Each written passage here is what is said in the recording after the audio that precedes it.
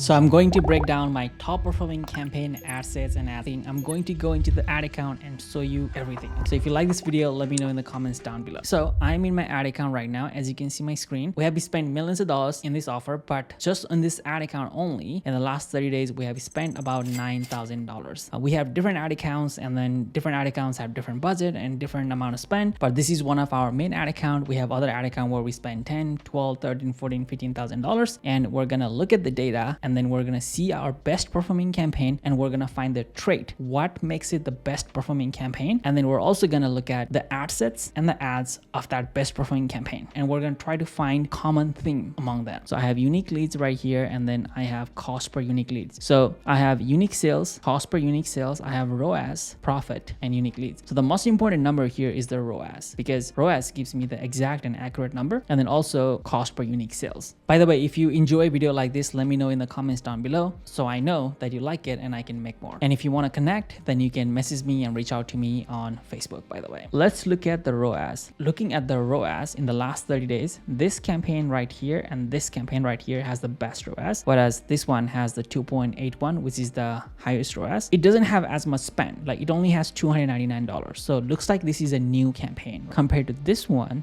has almost $1,000, so which is pretty high. That's almost like 2 times budget. This is more consistent, but we're gonna look into both. How about we start with this? Okay, so this is the campaign. Looks like we only have one ad set in there. Okay, we have 4 ad sets, but only one of them is turned on. Okay, so we're doing auction, we are doing sales. We always do sales, by the way, and then we are doing ad set budget. This is not a campaign budget, this is a ad set budget. You set the budget on the ad set, and then we're also excluding buyers. So if anybody buys our product, we exclude them as well. And then we don't have any categories. So if you fall into finance, employment, housing, you may select the categories, but I typically don't like it. To be honest, I feel like it's better to just change the ad copy so that the Facebook algorithm doesn't pick up you as a financial product or employment product or social issues product. So that's probably the best thing to do so that you are not in that category. So let's go into ad set. Looking at the ad set, this one only has $10 budget. So that's actually very, very low. $10 per day is actually not much. So this is something that I've seen and heard in the past, is that when the budget is low, it favors you. That's because when the small business are running ads, they have low budget. They don't have as much money. But when there is a big business, they are running ads, they have tons of money. Okay, they have a lot of money. So a lot of dollar sign. And what Facebook does is that if you have a lower budget, okay, if you don't have a lot of money, then Facebook will give you priorities. Means like Facebook will give you a better CPM. It will show your ad more to the right people, but you're not gonna get that many customers because you're only spending $10 compared to someone who is spending, let's say, $1,000 per day. They're of course gonna have tons of customers. They have more budget. They have more money. Facebook, Meta, Google, whatever you want to say, Facebook will typically give you better CPM as a small business because they want to have, like level playing field for small businesses, because again, there is a lot more small businesses than big businesses. So Facebook wants that money from small businesses. So this is something that I've seen in the past as well. When you have a lower budget, it actually does pretty good. And I'm not surprised, like this campaign has the highest ROAS, but also just because highest ROAS doesn't mean it's good, because we only have 6 unique sales and we're spending only $300. Like we haven't spent as much money yet. We cannot, because the whole point of having this campaign and having this ad set is because we need to have a lower budget. If you have a lower budget, you're going to make more money. Now, what you could do is that you can have like 10 of these campaigns, all 10, 20, $30 budget. Then that may be a possibility. You could do that. But again, that's a lot of campaigns to manage, and that can be a hassle and a headache as well. So let's go into this ad set. Let's quickly go over this, and then we're going to go into a different campaign as well. So we always do purchase. So that's our pixel right here, website. And then we always do standard attribution model, daily budget $10. And then we always start our ad at midnight, 12 a.m. midnight. We always do that. And then in terms of location, we're only going after United States. That is because that is our best customer come from. We don't do Europe. We don't do Canada or other countries. Our best customer come from United States. And this is where we're narrowing down to our ideal customer. In terms of age, 50 plus, that's where our customers are. And in terms of audience, we're only going after astronomy. And that's the only audience. And the size of that audience is 115 million people. So that's a lot of people who are interested in astronomy, and that's who we are going after. And if I was to show you the placements, we're going after Facebook and Instagram and inside Facebook, we're only doing Facebook feed and Facebook newsfeed and Instagram newsfeed. That seems to be our top performer. Like Facebook feed and Instagram feed has been working for us from day one, and it does pretty good for us. I'm not surprised. This is our top performing ad set and campaign. So let's go into the ads. So we only actually have one ad active. We had total of 5 ads. The rest of the 4 of them are turned off. That's typically what we do, is that we have 5, even 10 ads sometimes, and then we'll slowly turn off the other ads because again, they're not performing, they're not making money. And then at the end of the day, we end up with just one ad that makes money.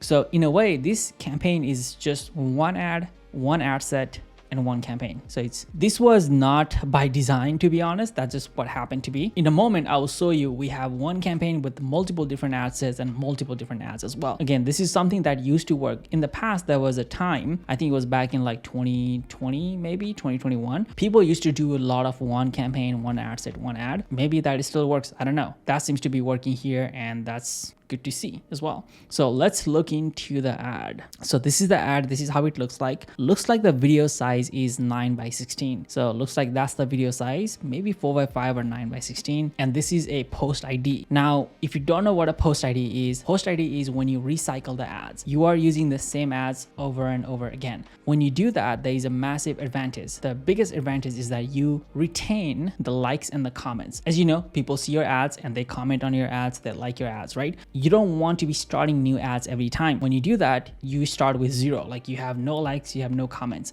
But when you see an ad with tons of likes, tons of comments, it seems more trustworthy. It seems like people like it, people engage to it. So that's why we do post ID. You can get the post ID. It's pretty easy. You can just go to the Facebook post right here. You can go to this right here and you can click on Facebook post with comments. When you click on that, you'll get a post ID. So that's the post ID 9702. So that's the post ID right there. It's a very good idea, and I'm not surprised that's the one that's working for us. Now let's go into our second best campaign with the highest budget as well, because we don't want just the campaign with the highest ROAS. We also want the campaign with more ad spend as well, and which is this one right here, 2.59. This has the cheapest CPA and a better ROAS as well. So let's go into that. So this one has 3 different ad sets. Like I talked about earlier, we have multiple different campaigns, and some of the campaigns have multiple different ad sets. And if I go into this ad set, this one has multiple different ads as well. So as you can see here, it has 3 different ads. If I was to look into the data, this one right here seems to be the best performing ad. So let's go into this ad,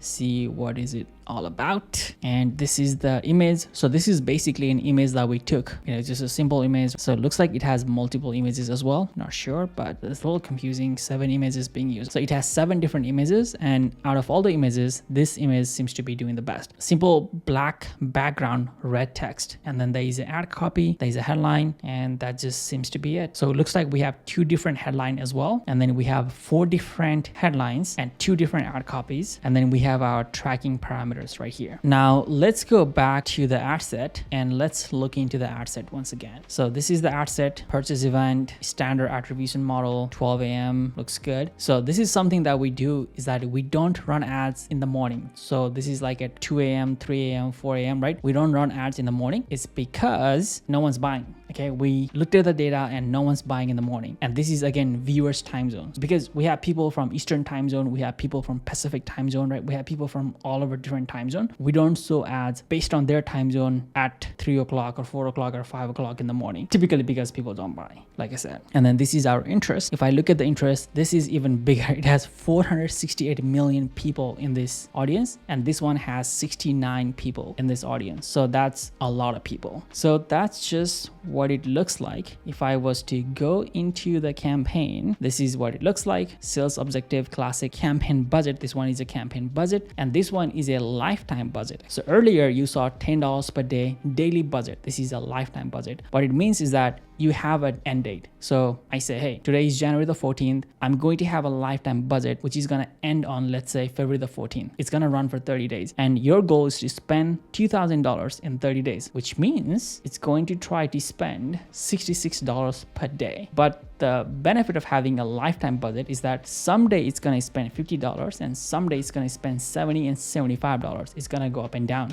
which is a massive advantage for you because Facebook knows exactly who your customers are. So on the day when you have a lot of people buying, it's going to spend more money. And the day when you don't have as many people buying, then it's going to spend less money. So Facebook is pretty smart on that. Let's go over one more campaign quickly because I want to show you one more campaign. So this one, we went over that.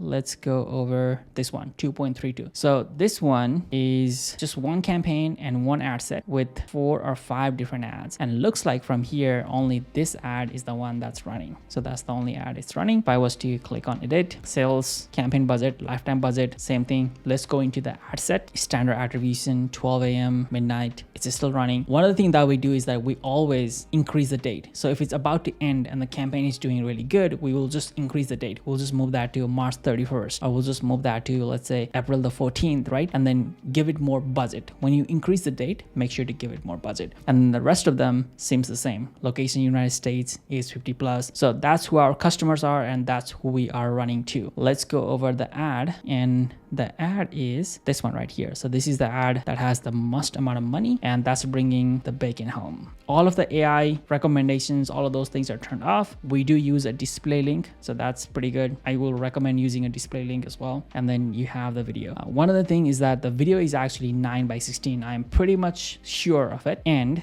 it's because we're running these ads on Reels. Okay, so if I go here on placements, go down here, this is the placements. If I click on stories, status, Reels, you'll see that we're running this ad on Instagram Reels and Facebook Reels. So this ad, I'm not surprised that it's doing well because it's made perfectly for the Reels, and Reels of course do well as well. If you can make a better ad for the Reels, it does do better. So I hope you like the video. I hope you enjoy the video. If you do like it, if you enjoy the video, let me know in the comments down below so I know to make more. All right, happy scaling.